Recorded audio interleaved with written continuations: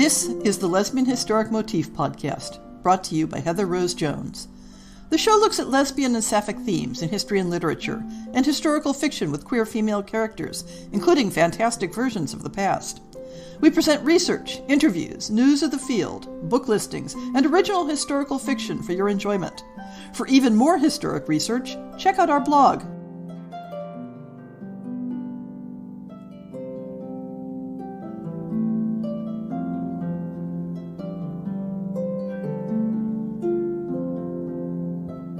Seventeenth-century English playwright, poet, and spy Aphra Behn appears in this podcast startlingly often, in multiple guises. I recorded an entire episode about her. She gets discussed in my interview with author Janet Todd, who wrote the definitive biography of her, and she's a secondary character in one of Catherine Lundoff's pirate stories. And now she is the primary focus of this month's fiction episode, To the Fair Muse Who, Loving Me, Imagined More, by Annemarie K.D. The title is adapted from the title of Behn's most overtly gender-bending poem, To the Fair Clorinda, Who Made Love to Me, Imagined More Than Woman. Here it takes on new meanings, when Behn meets one who becomes her muse and opens new possibilities in her life. The background of the story is Behn's career as a spy for King Charles II in the Low Countries. We know relatively little about the details of that career, other than the constant struggle to receive promised payments and the names of a few other key players. Female spies were not at all uncommon in this era, and I highly recommend researching the topic for those looking for interesting fictional settings. Too often, popular culture tells us that women in history could only have exciting adventures by aping men. But 17th century espionage was not a gendered profession, and there are plenty of opportunities for danger and romance. Another major thread here is the use of classical themes and reference, in particular the myth of Hermaphroditus, who combined male and female in one body. This is the central image of the poem referenced in the story's title. The Clorinda of the poem is seen as attracting both male and female desire, and the poetic persona, whom we imagine to be Aphra, desires both aspects. Annemarie K.D. was born under a gibbous Gemini moon and has the eclecticism to prove it. She is, among other things, a librarian and a florist. Her librarian's proficiency and passion for research made seeking out and studying the histories surrounding this period in Aphra Behn's life a meticulous joy. It was her work in play and prayer with flowers, however, that gave her the confidence to return to authoring fiction after over a decade. Her writing is indebted to and inspired by the quietude, partnership, and beauty of senescence and rebirth inherent in creating with that vivacious medium. Annemarie lives in the dappled shade of a beloved oak tree with her dog and 2 cats. She spends as much time as possible enjoying the interplay of water and light. She dreams of a world in which liberation begets an equilibrium of pleasure and reciprocal loving care. The narrator for this story is yours truly, Heather Rose Jones. This recording is released under a Creative Commons Attribution, Non-Commercial, No Derivatives 4.0 International Public License. You may share it in the full original form, but you may not sell it, you may not transcribe it, and you may not adapt it. To the Fair Muse Who, Loving Me, Imagined More, by Annemarie K.D. So this is what a year of playing at intelligencer in the Low Countries wrought. Aphra had allowed herself to be carried hither on a tide of sighing memories, of flirtations lit by a youthful exuberance, exchanged with a man blithesome and droll. The one before her now could hardly be the swain of her sun-stained recollections. He wore a hounded look, underlined by the shadows that clung below his eyes, mimicked by the glances he shot towards the door again and again. "Do you have it, then?" His eyes shifted from the door toward her, quavering. "I was provided some small allotment, a promise of your full reward to come, I'm sure." "I need more than promises. I need certitude that my return to England won't be to a courtroom and the Tower, or worse," he hissed. Then, seemingly growing conscious of the disagreeable impression he was making, he changed his approach. He leaned in and spoke just above a whisper. You know the reward that was meted out for my father." She matched him in nearness and volume. "You're no regicide, William. The king will reward faithful service."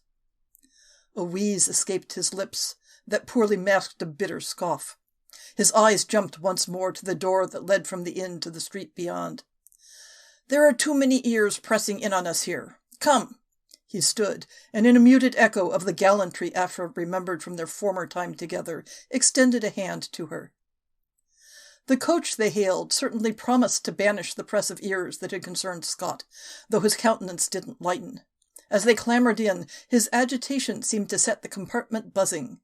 He violently pulled the drapes near him shut, and leaned over her to do likewise on her side. She put a placating hand on his arm, and took the curtain between her own fingers. A contrite smile drifted across his face, and he returned his hand to his lap. She turned to cover the window, and as she did, she caught the dark shape of a man, standing alone, watching them. He wore a tall black hat, its brim turned up sharply all about it. Before she could focus on the vague figure's face, however, the coach lurched forward. "The pardon, Estrella," Scott's voice recalled her attention. She drew the fabric over the window. "I can do much for His Majesty with the confidences I've won here, but without that safeguard I cannot hazard action that would land me in a Dutch prison." Aphra was not without sympathy for him. She would entreat London for Scott's pardon in her next letter, without fail. But she could little neglect her purpose, and catching wind of Scott's crowing about confidences, she gave chase. "If your wit has remained the same refreshing drollery it was in Suriname, I'm certain you've made no shortage of friends here." She angled the bow of her lips in a smile towards him. "You can delight me with an abridgment of the most notable goings-on and players." "An accurate abridgment would be that they are all rogues, not a one among them to be trusted, the most inveterate villain of them all being my Colonel Bampfield," Scott sneered, "though he shall not have that over me much longer. I mean to quit his service soon, and go to The Hague. There I could be sharp eyes and ears for the king." Aphra tried to hide her irritation at all his equivocating. She armed herself with a tilted chin and dancing eyes aimed to flatter. "Ah, as smart as your eyes and ears are, you have a mouth to match, and it's that which has charmed me since first we met.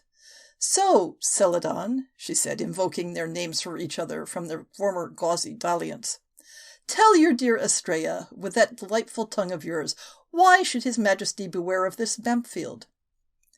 The praise did little to soften Scott, who continued his ranting unabated. "He is treachery personified, was once colonel to the late king, you know, before he amassed his own regiment of dissidents in Holland. He hinders me at every step, trails me close as a shadow." A shadow. "I saw a man outside the inn as we set off. He seemed to be watching us, wearing a tall hat with a sharply upturned brim." "I pray it was not him. He is wary of me leaving his service for another. I must have protection before I'm at liberty to divulge all I know." It did not escape Aphra that this Colonel Bampfield had due reason to suspect Scott.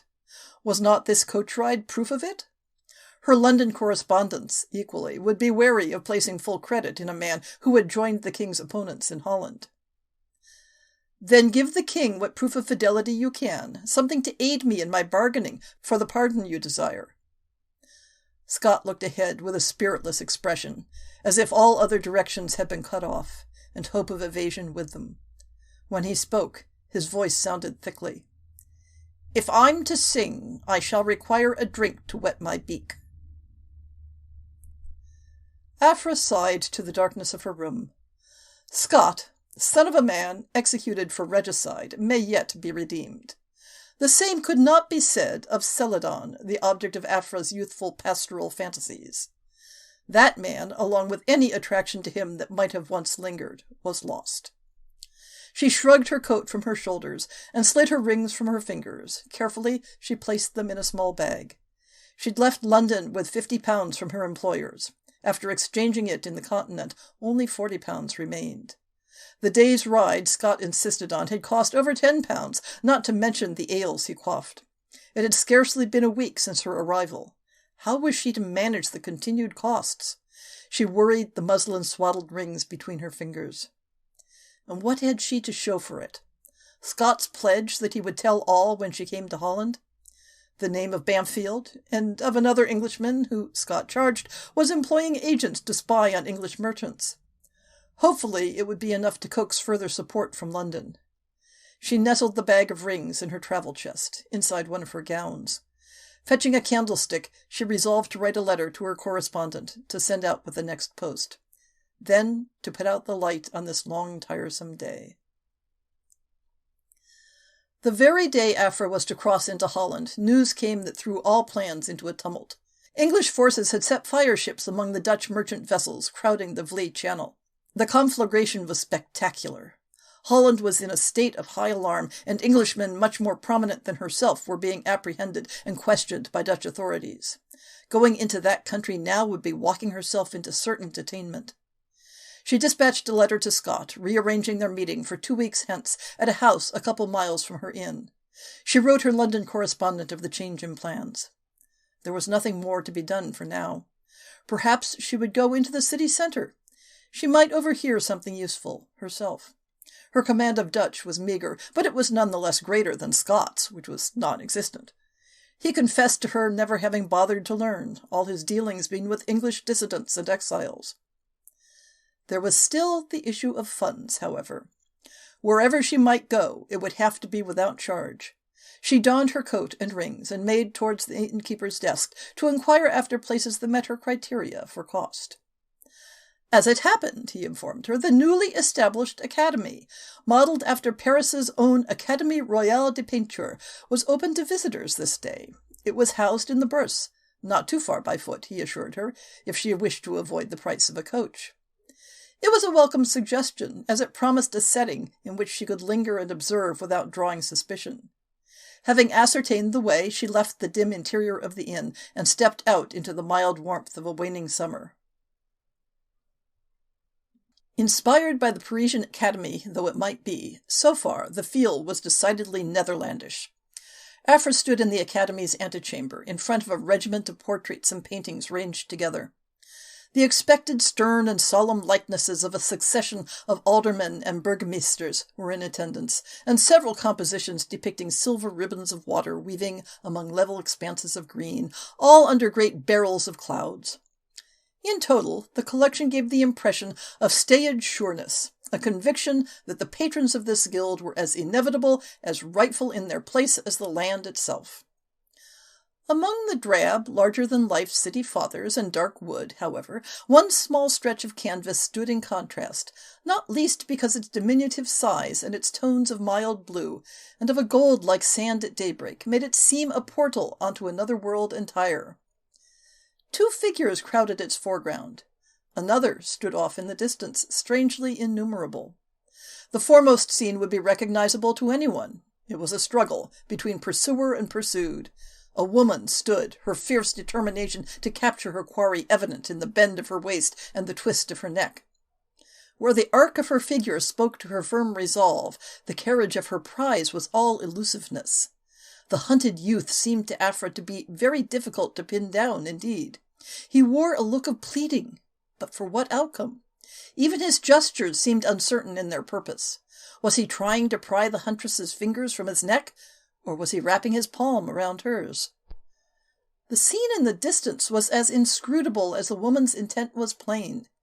2 heads sprung up from 2 bodies joined into one. What had once been 2 pairs of legs were now enmeshed beyond disentanglement, beyond discernment as anything but a single pair. It was a perplexing form, difficult to capture in a description. If she were made to try in one word, it might be queer, isn't it? That figure being so distant, almost as if to ensure it remains illegible to any but the most curious, the most knowing observers. A woman stood next to her. Though she was addressing Afra, her gaze was occupied with studying the painting. She was finely dressed in a gown of a blue so deep it was near black. Her lustrous, wavy hair was just as dark. Afra could not help but notice that she was strikingly pretty. Suddenly she turned a pair of glittering eyes on Afra. "I've no doubt that you're one." "It certainly tells a less obvious story than its neighbors," Afra said, looking back towards the sombre portraits in hopes of masking her sudden thrill at the strange compliment. And more imaginative, too, the woman said, a ripple of amusement in her voice. Gossard's depiction of Ovid's Salmachus and Hermaphroditus. Do you know the tale? The water nymph, and the child of Hermes and Aphrodite. I am familiar with it, in translation at least. It is a great regret of mine that I have yet to master Latin, one that I hope to remedy before the end of my days. Aphra turned back to face the woman. She was still fixing her with that insuppressible twinkle lighting her eyes. My, but something in Aphra's chest leapt, being shone on by those two beams. The woman smiled. I wonder what other desires you might regret failing to satisfy. The last 2 weeks would have been devastatingly bleak if not for Mistress Jennings. Aphra's meagre supply of funds from London had dried up long ago. She had been reduced to pawning one of her rings and skipping meals to save charges. So, if Cyrene, Mistress Jennings insisted on the familiar, a widow like Aphra without children, a woman of quality English stock who'd lived in Flanders for years, wanted to show Aphra some dearly appreciated hospitality in the Antwerp establishments she relished most, why should Aphra deny such kindness? Surely she was obligated to stretch out His Majesty's coin with whatever means were appropriate.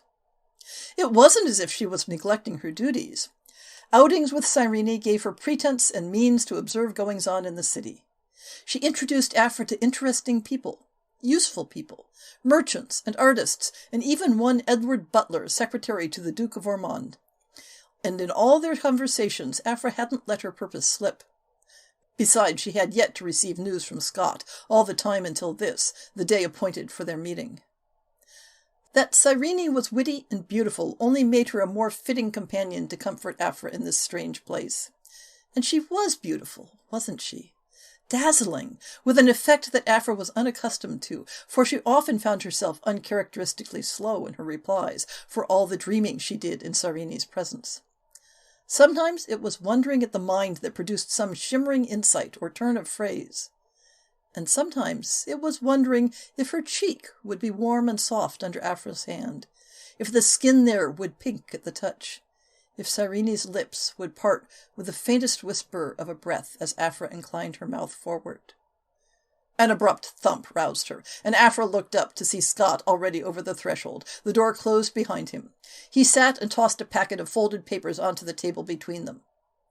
"Were you followed?" Scott coughed out, glancing towards the window. "I was the picture of discretion, Celadon." He turned weary eyes on her. "Do you have it yet?" "Patience. I hope what you've furnished here will sway them." She read the papers as she spoke. In addition to more querulous talk of Bampfield, Scott had spat out the names of at least 5 Englishmen and 1 Englishwoman. Englishmen who, Scott said, were aiding the king's enemies abroad, as he himself once had. As she read, Scott rambled. He was begging her to ensure that her employers not prosecute one of these men in particular. Otherwise he would know it was Scott who turned him in, and would send someone to enact retribution. It was an unpleasant business, this betrayal of one's countrymen. And by now Aphra had noticed how readily Scott did it. She tried to delicately point towards another avenue. "Whitehall seems keen to have word of naval intelligence." Her distaste must have showed, however, because Scott set his neck low over his shoulders and rasped, "What England is most keen for, my dear Astrea, is that for which it has always thirsted. Blood. That is absolute, and it matters little if it be royalist or republican who offers up the sacrifice, so long as it is made. Or have you forgotten that the land cannot be cleansed but by blood?" Aphra was momentarily stunned silent. She had been a mere child when the regicide happened, but she grew to understand how the cry for blood to answer spilt blood had sealed King Charles' fate. Above the queasy twist of her stomach, she scrambled until she found the sure footing of her usual wit. She rose from the table to head for the bar. "And I suppose what you thirst for, my dear Celadon, is a good ale." Taking in Sunday Mass the next day at the Our Lady Cathedral, the services were 3/4 over when Aphra realized that they had failed to make any lasting impression on her. Her thoughts had been occupied with what to make of Scott's document, what to write to London, and how much more enjoyable this day would be if she were spending it with Cyrene. She'd told her charming companion that she would be missing for the next few days, giving the excuse of a visiting friend, some wife of one of her late husband's business partners. And so she was returned to whiling away her time in places where her entry was not barred by money. As she left through the spacious central nave, she became increasingly aware of a persistent shadow floating starkly against the white and rosy marble interior. She increased her pace, and the dark figure matched her for speed and direction. She ducked swiftly behind a pillar and paused. She tried to differentiate the various patters of footfall echoing off the stone, but between the multitude of congregants and the hammering of her heartbeat in her ears, it was a complete cacophony. Peering around one side of the column, she saw only the russets, blues, and whites of the churchgoers and clergy. Then she wheeled around, right into that murky, leering mass. "Thinking of converting?" The man wore a heavy cloak, an odd match for the gentle weather. His features had certainly made him a handsome youth once, but now they bore evidence of hard use by pain and fear.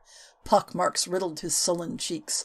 Perched on the top of his head was a tall black hat, with the brim turned up all about. "More curious to learn how others serve our Lord." She kept her eyes locked with his as she spoke, but surreptitiously edged towards the great hall. "As am I, to learn about your devotions. I know of your trysts with that slimy villain Scott. Where is he?" So this was the man she'd spied from the coach weeks ago. Was he the dreaded Bampfield? She steeled her nerve, resolved that this encounter should garner her some insight helpful to her mission. "Surely this is no proper way to make your introductions to a lady, Mr.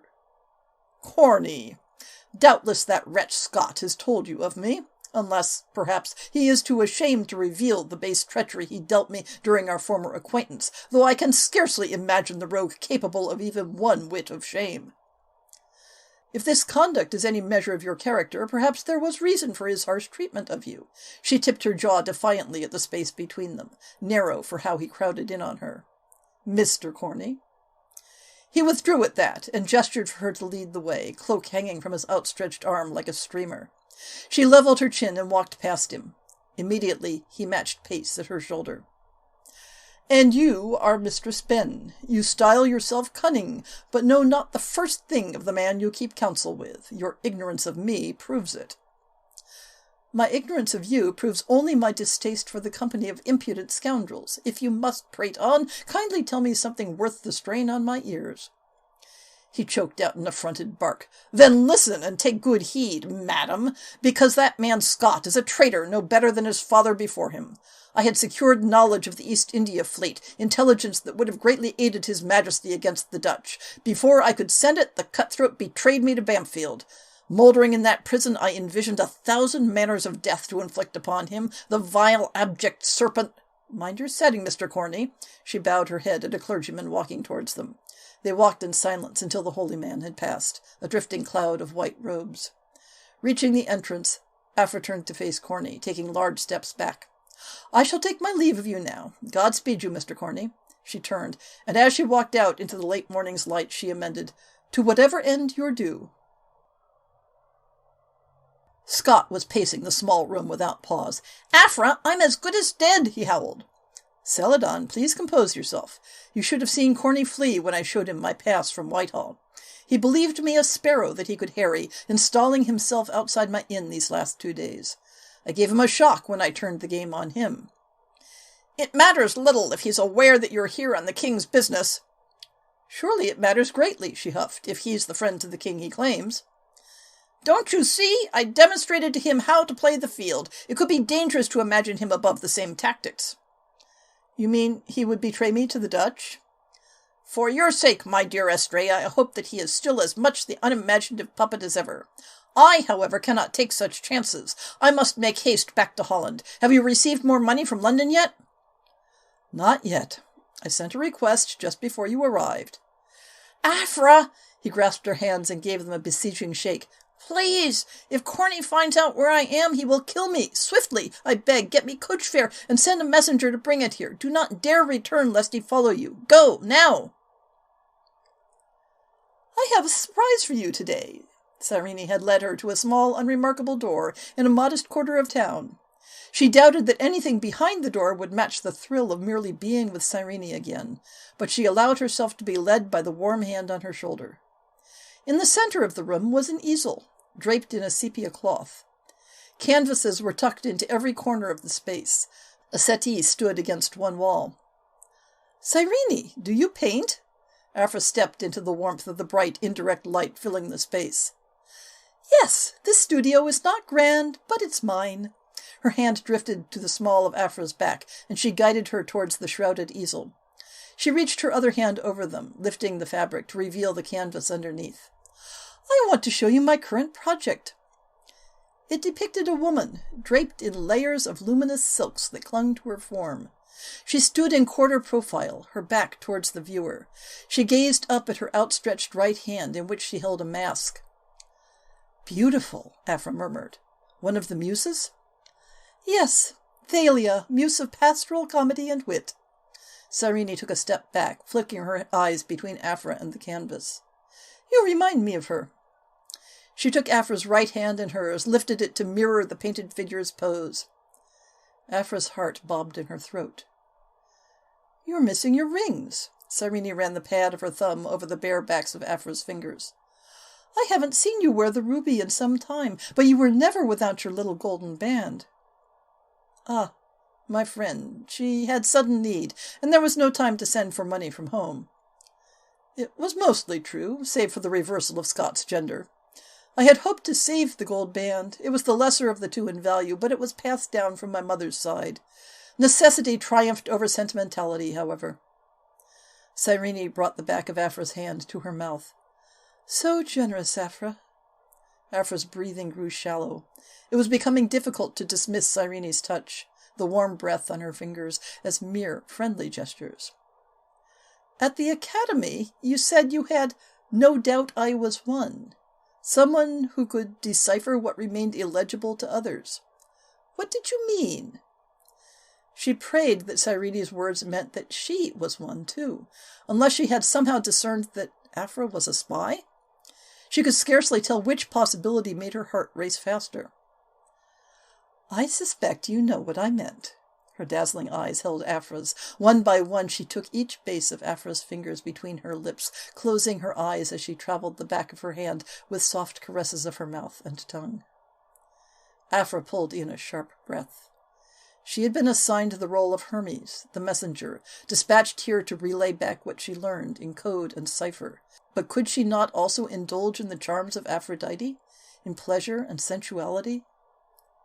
"Then I'll give my answer to the question you posed when we met, that if I don't kiss you now, I shall regret it for the rest of my days." And then all was surrendering, to the pull of Cyrene's hand on her wrist, the crush of their lips meeting, and to the plush velvet cushions beckoning from the settee. For a while, the late summer days passed in a parade which had little to differentiate one from the other. Scott's letters were interchangeable, a few names of Englishmen to pursue, his need for money, and the pardon, of which her London correspondence, when finally she received a reply, had made no further mention. Aphra's arrears to the innkeeper continued to grow. Corney hounded her at church and inn, boasting that she had no hope of rendezvousing with Scott now that he'd warned everyone he knew in Holland. Little to differentiate the days, except for her meetings with Cyrene. Afternoons together in her studio, imbued with painter's light and the warmth of Cyrene's laughter, became a rare bright spot in Aphra's hours of anxiety, waiting, and want. Indeed, all anxiety, waiting, and want dissolved under Cyrene's deft fingers and mouth. The warmth of those afternoons seemed improbable, now that autumn had brought such chill. London had burned. She couldn't imagine the ruin she'd return to, should she ever be able to return. Over a month had passed since she'd received any funds. Everything she had, save the clothes she wore, was promised as payment against her steep debt, and now her mission lay in tatters. Scott had been imprisoned. Aphra laid the blame on only one man's shoulders. Her tattered sole pair of shoes felt ready to split with each brisk step toward the Bourse.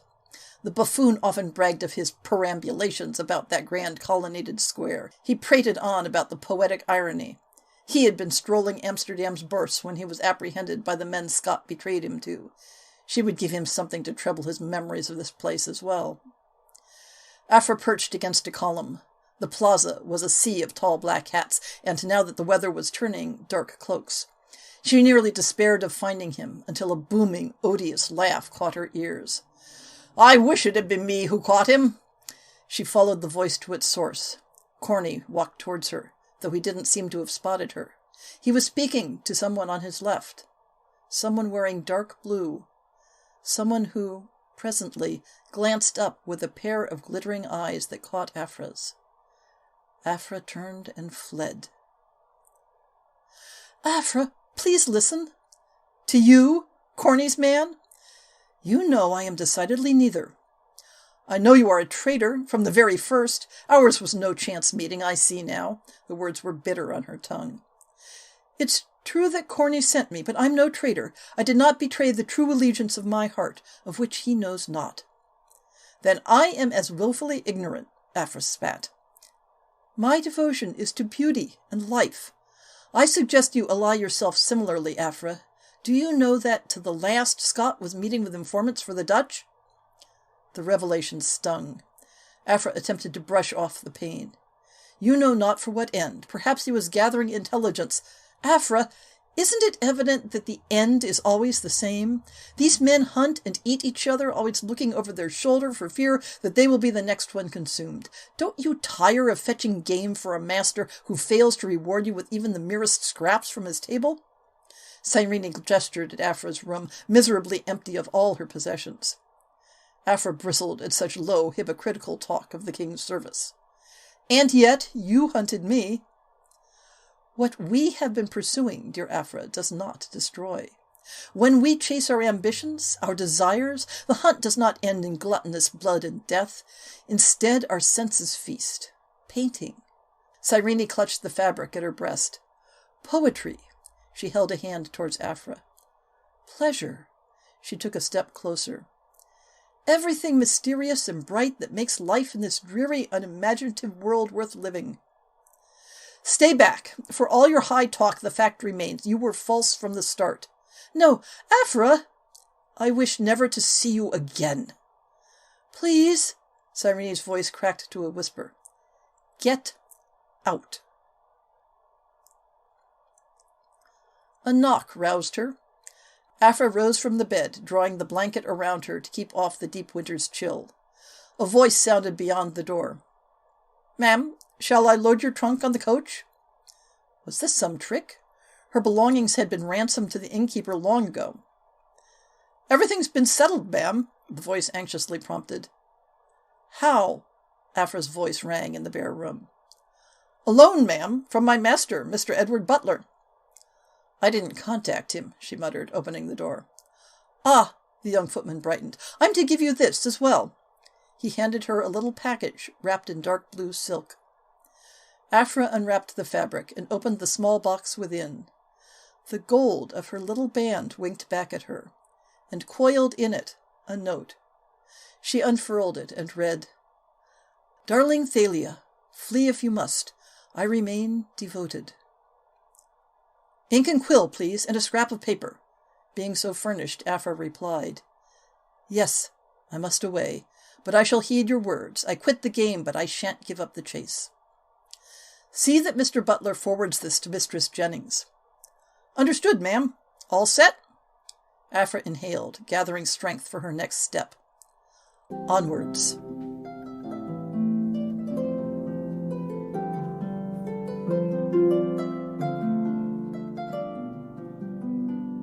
I hope you've enjoyed this episode of the Lesbian Historic Motif Podcast. See the show notes for links to people and topics. Most shows will have a transcript linked as well.